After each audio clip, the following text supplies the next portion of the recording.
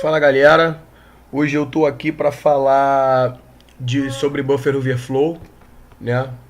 Uma falha bastante antiga e eu vou estar usando aqui um binário em C para demonstrar, tá? É um código bem simples, mas é para aprendizado. Isso não significa que outras linguagens não tenham esse problema, tá ok? Que não ocorra em outras linguagens. E a gente está falando de uma vulnerabilidade de muito mais de 10 anos, é muito antiga, tá? Ela começou a se tornar pública em 1996, quando Aleph One escreveu esse artigo na Frack, né? Para quem não conhece, a Frack é considerada uma das maiores revistas de hacker, né? Então, assim, ele publicou, né? Obviamente, outras pessoas, né, fizeram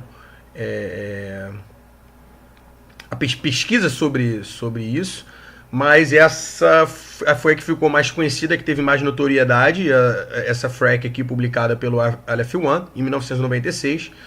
E aqui ele dá uma toda a visão de funcionamento, de arquitetura, de stack, memória stack. Ele vem falando tintim por tintim aqui sobre como acontece a falha. É um excelente documento, tá? Para aprendizado também.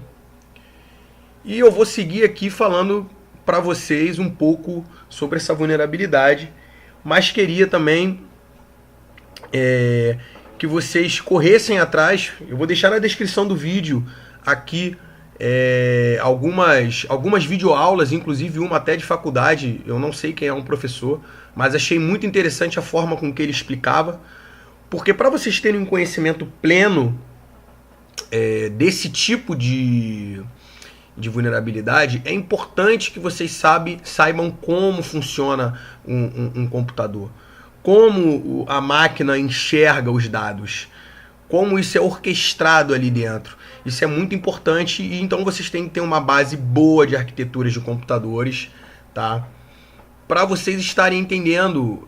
Não adianta só pegar uma receita de bolo e fazer, né? É interessante que tenha a teoria caminhando ali com a prática, né? E essa teoria tem que ser uma teoria bem sólida, um conhecimento que não tem como você fugir para o entendimento pleno da falha, tá?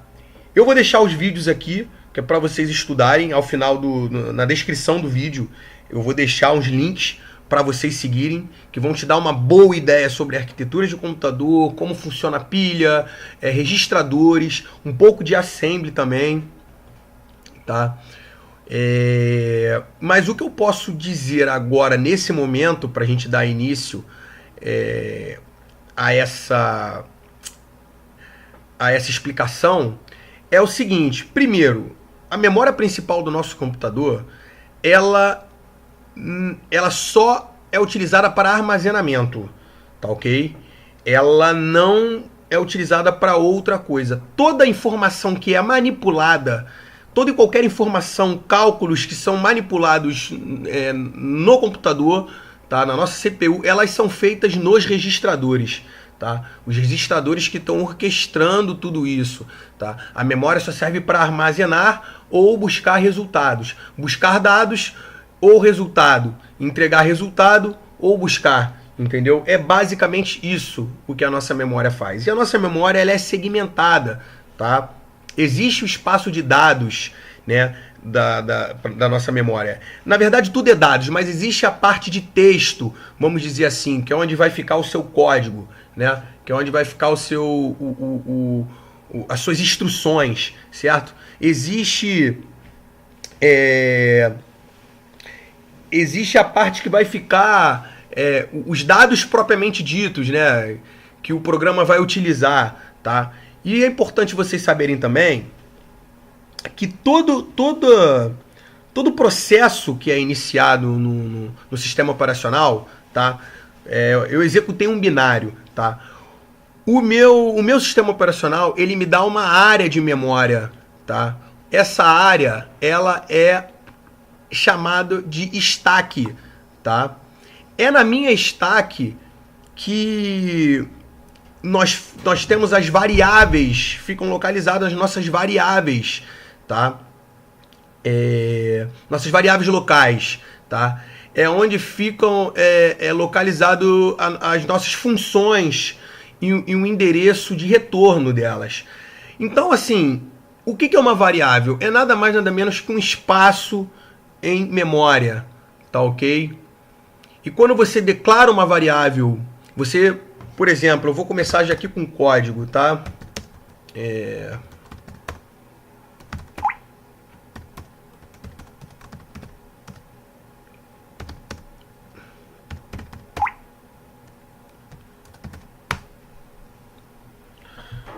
Nos vídeos, gente, que eu vou deixar para vocês, isso vai estar bem mais explicado, tá? Eu vou estar dando aí um passo já para vocês já estarem estudando e a forma com que está sendo passado lá é muito boa.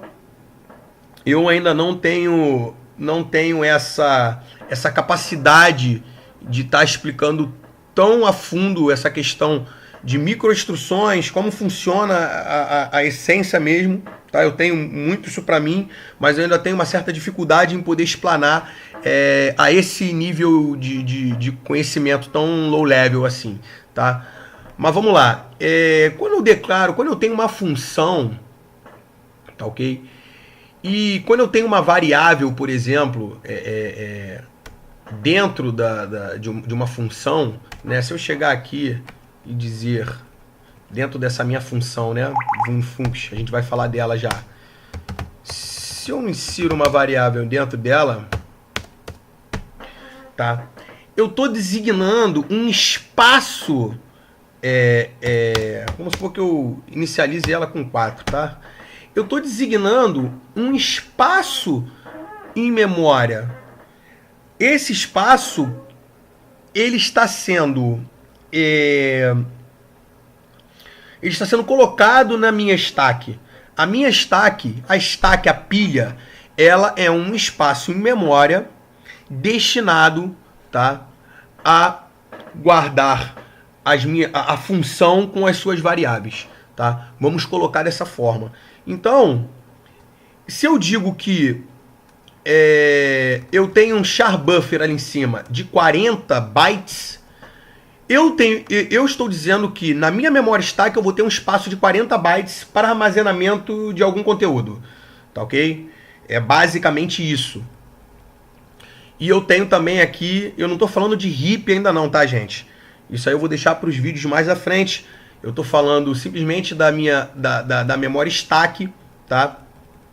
Que é uma área em memória destinada, quando eu inicio um processo, quando eu inicio um processo, eu executei um binário, o meu sistema operacional, tá? Ele dá para o programa um espaço, um range, né? Um espaço de memória chamado memória stack, tá?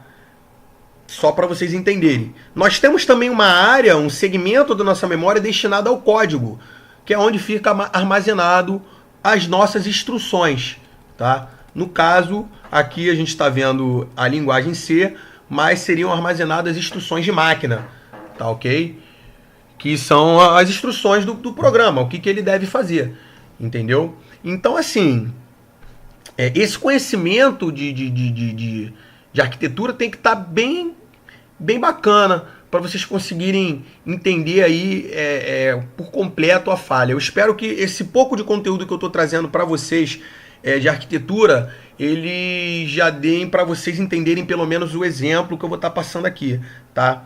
Então a gente já falou que todo o processo iniciado, eu executei um binário, o meu sistema operacional ele vai destinar um espaço de memória para mim, tá? E num desses segmentos de espaço de memória eu vou ter a minha stack, que ela vai começar a partir do endereço X e vai para o Y, tá ok? Vamos dizer assim. E nesse espaço é onde ficam guardadas as minhas variáveis, as variáveis das funções, tá ok? E isso é um espaço limitado, tá? O espaço que nós temos em stack é um espaço limitado, tá ok? Só que nem sempre eu preciso guardar valores, eu consigo usar áreas da minha memória para dados para armazenamento, sim, tá? Mas nesse caso aqui, a gente está, no caso esse char buffer aqui, ele estaria na minha stack junto com todas essas funções aqui, tá ok? Bem, eu não vou estender muito porque sobre esse tipo de conhecimento, porque foi o que eu disse para vocês, eu posso acabar me embolando e sem querer não estar fazendo fazer entender para vocês e posso acabar confundindo um pouco a mente de vocês sobre essa questão de stack, então vale a pena correr atrás para dar uma lida, tá? E eu vou começar aqui agora falando do código. Isso aqui é um código em C, tá, gente? Eu tenho uma função aqui, uma main, que retorna o inteiro e eu não estou passando nada como argumento, né? É void. E essa função, ela simplesmente está chamando uma outra função, ela está dando call numa outra função, tá? Que é a vunfunc, e a vunfunc está aqui em cima, tá? O que ela é? Eu estou simplesmente criando um espaço de memória de 40 bytes, tá? Para mim. Eu tenho um printf aqui embaixo, entre com texto. Posteriormente eu tenho um scanf, tá? Onde eu pego a entrada do que foi digitado e jogo nesse meu buffer de 40 posições. Vocês notem que aqui não tem nenhuma validação, tá? Ou seja, não há nada que me impeça jogar mais dados do que esse meu buffer comporta, tá ok? E é aí que acontece o buffer overflow. O que acontece se na hora da passagem aqui do meu texto, ao invés de 40 bytes, eu jogar 60 bytes, né? Você concorda que esse espaço que está destinado na minha stack, né, para 40 bytes, ele vai ser transbordado? E eu vou começar a sobrescrever as outras áreas da minha stack com os valores que forem transbordados? Então é assim que o buffer overflow acontece. Só que você fazendo isso, simplesmente só vai crashar o programa. Tem como a gente mudar o fluxo desse cara. E é aí onde a gente vai entrar agora. Tá? Logo acima eu tenho uma outra função que não me retorna nada e ela não tem nenhuma passagem de argumento. Tá? Ela vai entrar num loop aí infinito. Só que essa função em nenhum momento ela é chamada no meu código, correto? Aqui, logo na minha main, eu tenho uma chamada para função vulnerável, né? A vunfunc, certo? E em nenhuma outra parte do meu código eu tenho chamando a minha função circuitfunc. Logo, ela nunca será executada, tá ok? Então, vamos cair para a execução do programa. Tá? Ele pede para você estar com texto. Eu entrei, ele mostra o que você digitou. Só que até então a gente não excedeu esses 40 bytes. O que acontece se eu digitar um monte de caractere e exceder meus 40 bytes? Ele deu segmentation full. Ou seja, ele começou a escrever num espaço de memória que não pertence mais a ele. Tá? Então o que acontece? Vamos abrir o debugger.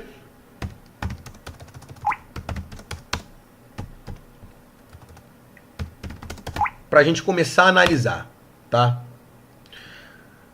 A primeira análise que eu sempre faço num binário é dar um infofunctions aqui no meu debugger, né? Esse aí é o GDB, né? Para olhar as funções que estão sendo utilizadas, tá? Então, como a gente já olhou o código, eu já vi que minha função secretfunc, ela nunca é chamada. Mas para a gente averiguar isso, eu posso dar um thisasmain e ver se ela está sendo chamada aqui. Ela não está sendo chamada. Eu também posso olhar a minha função vunfunc, que está sendo chamada, eu tenho um call para ela, tá? E eu posso dar um disas nela também, para ver se em algum momento ela chama outra função. Desculpa, só um minutinho. Aqui.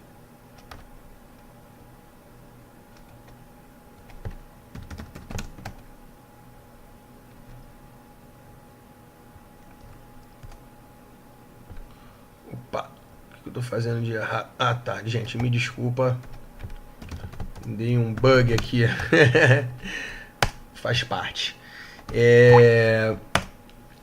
Tá. Então, eu vejo que aqui na minha função vunfunc, eu não tenho nenhuma outra. Eu também não tenho chamadas àquela secret func.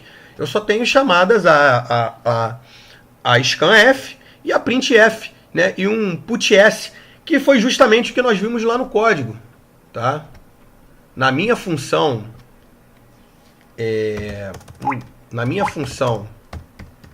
vunfunct, opa, desculpe, esqueci de botar o ponto C aqui, que é tudo na hora, gente. Na minha função vunfunc, eu tenho realmente aqui,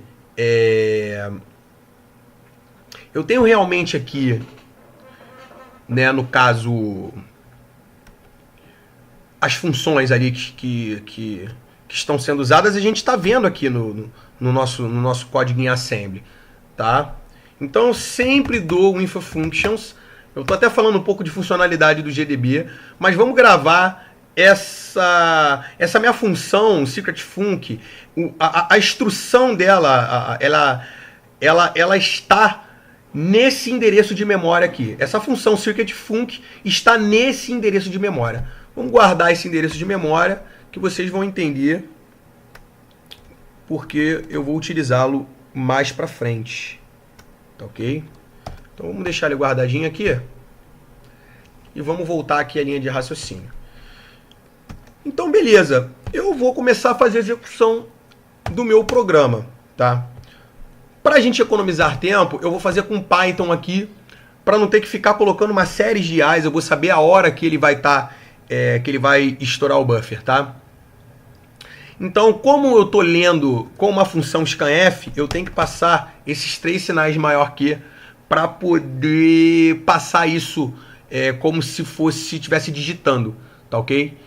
Se tivesse acontecendo por argumento, um maior que só bastava, tá ok? Então, vamos executar o Python aqui para a gente começar a fazer os testes de quando eu estouro a pilha. A gente já viu que a partir de 40 bytes a gente já vai começar a sobrescrever alguma coisa, tá? Mas vamos ver isso como é que fica no debugger, porque a gente precisa saber quando ele reescreveu o nosso endereço de retorno. No momento que ele reescreveu, eu vou entrar um pouquinho em detalhes mais sobre o endereço de retorno e um tipo específico de registrador, que é o EIP e o RIP, né? EIP para arquitetura x32 e RIP para arquitetura x64, varia da máquina que vocês tiverem aí ou o tipo de binário que vocês estiverem analisando. Tá ok? Então vamos lá. Eu quero passar para o meu programa, escrever o A 40 vezes. Tá ok? Quero escrever o A 40 vezes. Vamos ver o que acontece? Bem, com 40 ele não aconteceu nada, tá? Com 41 ele já provavelmente começou a sobrescrever algum espaço que não é dele. Mas o programa não crashou porque eu ainda não sobrescrevi o endereço de retorno. E vocês vão entender. Com 50 bytes eu já tô começando a sobrescrever, mas ainda não sobrescrevi o endereço de retorno. Com 56 bytes eu causei um segmentation fall porque eu sobrescrevi o meu endereço de retorno com AS, tá? Que é 41 em hexadecimal. Então vocês vão ver aqui que o meu EIP ficou apontado para 41, 41, 41, 41. Porra, mas o que é o IP? É o EIP aqui no caso, né? Gente, o EIP é um Instruction Pointer, tá? Esse registrador, ele é especificamente, tá? Ele aponta para o endereço da próxima instrução. O nosso programa ele precisa de referência. Como é que eu sei para onde eu tenho que ir depois de executar um determinado código, tá? O EIP ele é incrementado a cada instrução e ele é incrementado para o endereço adiante da memória, tá? Se eu tô na memória, vamos, sei lá, um exemplo, tá? 0x00001, quando ele rodar a instrução que está em 0x00001, ele vai ser incrementado e vai rodar e vai estar apontando para rodar para a instrução 0x0002. É ele que que faz essa condução do fluxo do programa, tá? O fluxo do programa, ele é dado pelo EIP. É ele que determina se eu tenho um salto, para qual instrução eu tenho que ir. Então, no registrador EIP, eu tenho um endereço da minha próxima instrução. Sem ele, o programa se perderia. Nós não seríamos capazes de fazer a execução do programa. Isso é pura e simplesmente arquiteturas de computadores. Por isso que eu peço para que vocês estudem os vídeos que eu vou colocar na descrição, que são vídeos que eu selecionei muito bons, muito bons para o entendimento de tudo isso que eu estou falando, tá? O que acontece? Por que o meu 41 foi parar no meu EIP? Justamente pelo que eu falei para vocês. Vocês se lembram que as funções e suas variáveis, elas ficavam alocadas, elas ficavam na nossa memória stack? Então, justamente, a função, ela tem, a gente tem um endereço de retorno, porque o programa precisa saber quando retornar após acabar a execução toda daquela função. E num dado momento, tá? E num dado momento, na execução do meu programa, como eu inputei mais caracteres do que o meu array suportava, ele está na minha stack, eu transbordei aquilo, comecei a sobrescrever outras áreas da minha stack. E numa dessas outras áreas se encontra meu endereço de retorno. Num dado momento de execução do programa, o meu EIP ele vai apontar para o meu endereço de retorno, porque ele vai precisar retornar quando a função acabar de fazer toda a sua execução. E é justamente aí, como eu sobrescrevi lá na minha stack o meu endereço de retorno da minha função, o meu EIP, quando o meu código foi rodando, no momento em que o meu EIP ia para a próxima instrução, porque eu tenho ele é incremental, ele tem um código para a minha próxima instrução, então ele iria para o endereço de retorno, só que o meu endereço de retorno ele foi sobrescrito. Ele foi sobrescrito pelo quê? Por AS. E isso aqui não é um endereço de memória válido. Então o programa se perde, ele não sabe, ele crasha, ele dá aqui a mensagem invalid PC address, justamente por causa disso. Mas aí você fala assim para mim, Fernando, o que acontece se a gente conseguir substituir o meu endereço de retorno por um endereço válido? Aí que a coisa começa a ficar interessante. Hoje eu vou mostrar para vocês a execução de uma função que nunca deveria ser chamada. Ela não foi chamada no programa, nós olhamos o código ali em C. Tá? E eu vou estar mostrando para vocês como essa função pode ser chamada simplesmente sobrescrevendo o EIP pelo endereço dela, que nós deixamos guardadinho aqui, tá ok? Os próximos vídeos eu vou estar falando, isso aqui é só para a gente ter uma ideia sobre Buffer Overflow, mas os próximos vídeos eu vou estar falando aí sobre, no caso, a injeção de shellcode, a injeção de um código da sua escolha, tá? Que vai ficar carregado em memória, e você descobrir onde você armazenou, você sabe onde você armazenou esse código, essas instruções, você descobrir onde essas instruções foram armazenadas para você conseguir redirecionar o fluxo para elas, tá? Isso aí já é uma coisa que vai ficar mais para frente, né? Porque já é um pouco mais avançado do que isso que nós estamos falando, e eu estou falando isso aqui justamente para a gente ter uma ideia sobre o estouro de pilha, tá? Então, vamos lá. Eu sei que com 56 bytes, eu sei que a partir de 40 bytes eu já estou sobrescrevendo o meu endereço de retorno. Desculpa. Eu já sei que a partir de 40 bytes eu já estourei aquele meu espaço em memória que nós declaramos, tá? E a partir disso, quantos bytes eu vou precisar para sobrescrever o meu endereço de retorno? Eu já sei que com 56 bytes eu estouro e sobrescrevo o meu endereço de retorno. Beleza, mas a gente precisa controlar o endereço de retorno, tá? Como a gente faz isso? Eu vou jogar outro caractere aqui para ter o controle, né, sobre meu endereço de retorno. Eu vou colocar 4 bytes aqui, gente, para deixar alinhado certinho, porque eu já sei que com 56 eu estouro.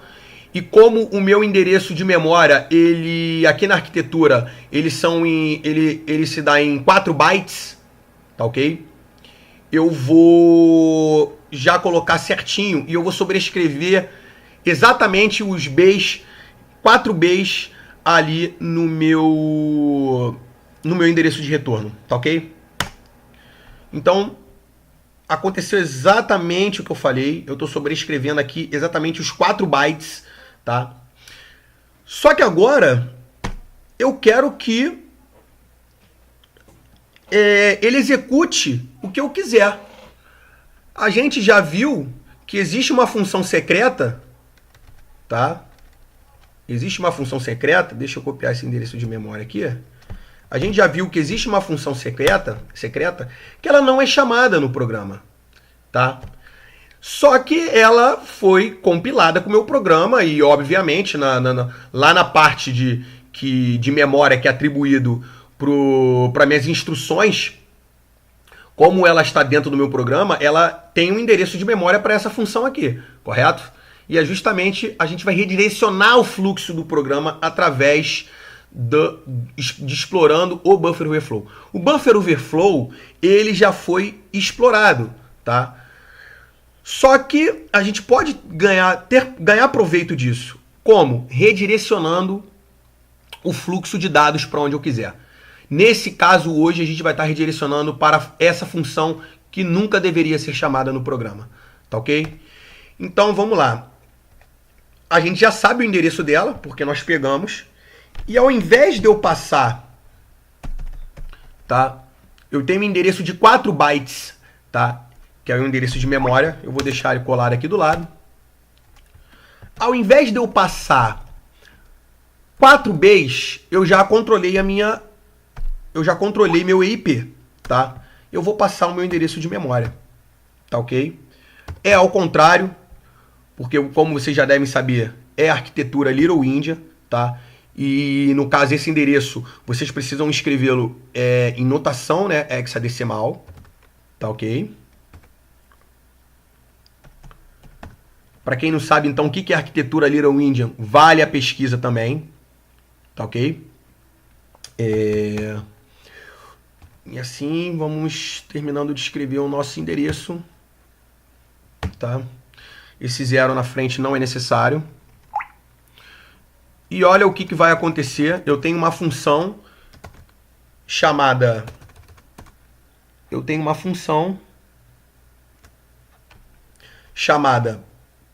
secretfunc, que ela vai entrar em loop aqui e vai escrever na tela overflow you control the stack. Tá ok? E ao executarmos,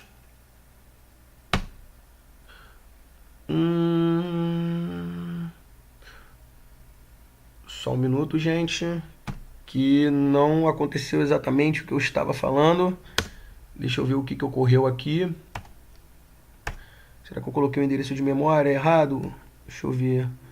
86 84 0408. Ué, tá certo? O que tá acontecendo? Deixa eu dar uma olhada aqui.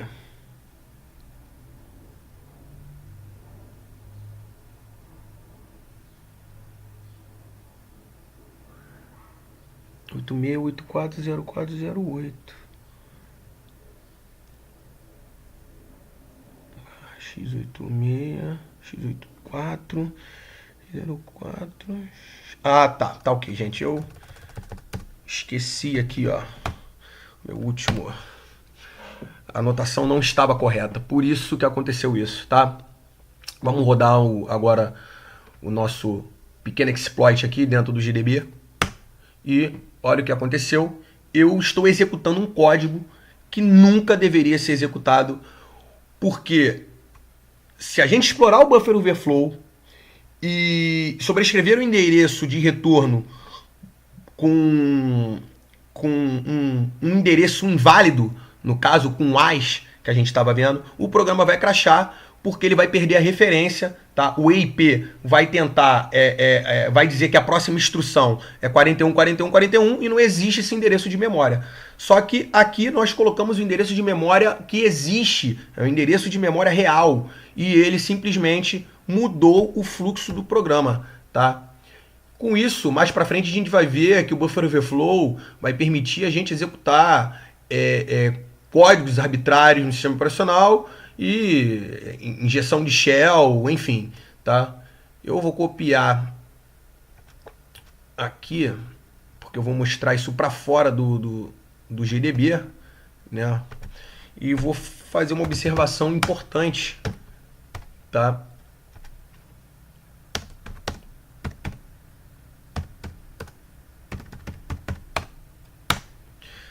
Gente, o código executou perfeitamente fora do GDB, tá? Passando como concatenando aqui, né? Redirecionando, né? Tudo isso aqui para o meu binário. Só que o que acontece? Nem sempre, quando vocês explorarem provavelmente vocês vão estudar e pegar outros exemplos de Buffer Overflow na internet, vão usar o GDB para poder fazer. Só que não necessariamente a exploração que você fizer no GDB, quando você fizer fora do GDB, vai dar certo.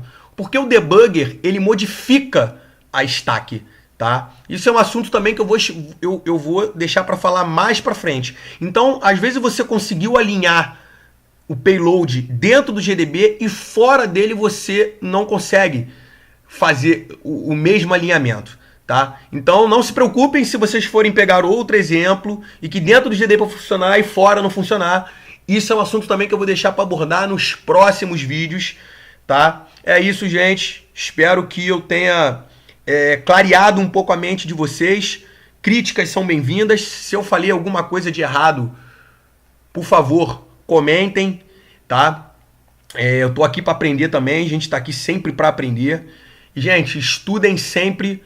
Sempre fomentem, tenham essa vontade por conhecimento, tenham essa vontade pelo saber, porque isso é muito importante, é muito bacana. E é isso, galera. Um abraço e fui!